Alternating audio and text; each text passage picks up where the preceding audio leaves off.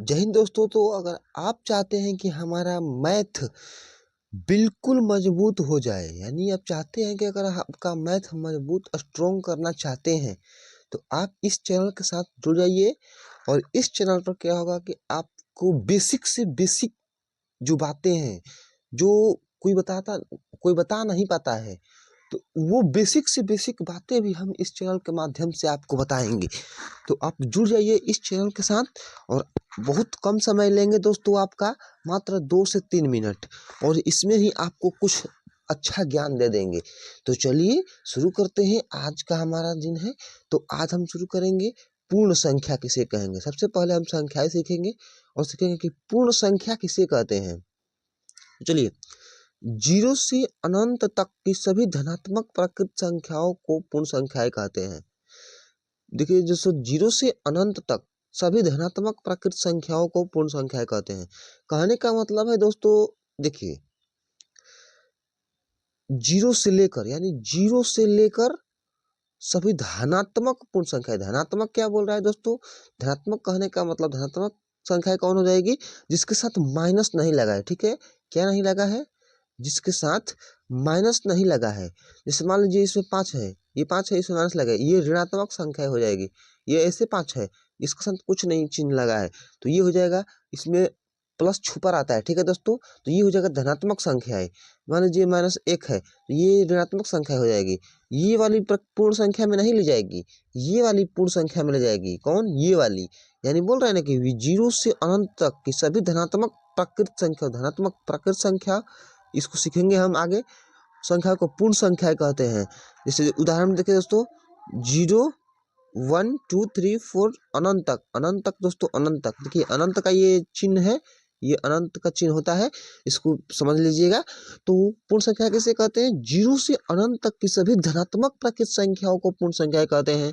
और यहाँ देखिए एक पॉइंट है कि पूर्ण संख्या को अंग्रेजी में होल नंबर कहते हैं। होल नंबर कहते हैं, और इसे डब्लू से प्रदर्शित करते हैं दोस्तों। किससे प्रदर्शित करते हैं इसको? डब्लू से। ठीक है, चलिए दोस्तों, तो अब हम लोग देखेंगे प्राकृतिक संख्या या प्राकृत संख्या। इसको और क्या कहते हैं? प्राकृत संख्या भी कहते हैं। ठीक है, तो हमने पढ़ा पूर्ण संख्या, 0 से लेकर अनंत तक की संख्या को पूर्ण संख्या। अब प्राकृतिक संख्या किससे कहते हैं? तो पहले देखिए दोस्तों, इसको बोलते हैं इंग्लिश में नेचुरल नंबर्स। क्या बोलते हैं इंग्लिश में? Natural numbers. इसे अंग्रेजी के अक्षर एन से प्रदर्शित करते हैं। इसको अंग्रेजी का अक्षर किससे? एन से। ठीक है, प्राकृतिक संख्या धनात्मक होती है। प्राकृतिक संख्या क्या होती है? धनात्मक होती है। देखिए दोस्तों, ये देखिए, प्राकृतिक संख्या क्या होती है? धनात्मक होती है। धनात्मक कहने का मतलब आपको पता है ना, कि जिसके साथ माइनस नहीं लगा हो, वो संख्या कौन हो जाएगी? धनात्मक हो जाएगी। जैसे इसके साथ माइनस लगा दिए तो ये धनात्मक नहीं है। ठीक है, इसके साथ माइनस लगा दिए तो क्या है दोस्तों? ये धनात्मक नहीं है। ठीक है, मान लीजिए मैंने लिखा यहाँ, यहाँ मैंने यहाँ लिखा 4, यहाँ लिखा मैंने 4, इसके साथ कुछ भी नहीं लगाया, यानी माइनस नहीं लगाया, तो इसके साथ प्लस छुपा रहता है, ये क्या होता है? धनात्मक संख्या। ठीक है, यही धनात्मक संख्या होता है। तो प्राकृत संख्या, इसे अंग्रेजी के एन अक्षर से दर्शाते हैं, कैपिटल एन से। ठीक है दोस्तों, याद कर लीजिएगा, कहीं कहीं पूछा जाता है। प्राकृतिक संख्या धनात्मक होती है। प्राकृतिक संख्या धनात्मक होती है। प्राकृतिक संख्याओं में शून्य को शामिल नहीं किया गया है। ये दोस्तों बहुत समझने वाली बात है कि प्राकृतिक संख्या, यानी प्राकृत संख्या या प्राकृतिक संख्या में जो शून्य है उसको शामिल नहीं किया जाता है। शून्य को शामिल नहीं किया जाता है। शून्य को शामिल केवल पूर्ण संख्या में किया जाता है। ठीक है, देखिए, एक सबसे छोटी प्राकृतिक संख्या है। एक क्या है? सबसे छोटी प्राकृतिक संख्या है। कहने का मतलब है ना दोस्तों, कि प्राकृतिक संख्या किसे कहते हैं? तो एक से लेकर अनंत तक की संख्या को प्राकृतिक संख्या कहते हैं, या प्राकृतिक संख्या। एक से लेकर अनंत तक की, तो सबसे छोटी संख्या जो प्राकृतिक संख्या कौन हो जाएगी? एक हो जाएगी, क्योंकि एक से शुरू हो रहा है, तो एक हो जाएगी सबसे छोटी। सभी प्राकृतिक संख्याएं पूर्ण संख्याएं भी हैं दोस्तों। ये समझने वाली बात है कि सभी संख्याएं जो है प्राकृतिक संख्याएं, वो पूर्ण संख्याएं भी हैं। क्यों? क्योंकि यहाँ होता है 1 से लेकर अनंत तक। ठीक है, और पूर्ण संख्या में क्या होता है कि 0 से लेकर अनंत तक। तो 0 से कहने का मतलब है कि प्राकृतिक संख्या में 0 नहीं लेते हैं, 1 से शुरू होगा। यानी देखिए, सभी जो प्राकृतिक संख्याएं हैं पूर्ण संख्या में आ रही है। देखिए, आ रही है ना, तो इसीलिए ये बोल रहा है कि सभी प्राकृतिक संख्याएं पूर्ण संख्याएं भी है।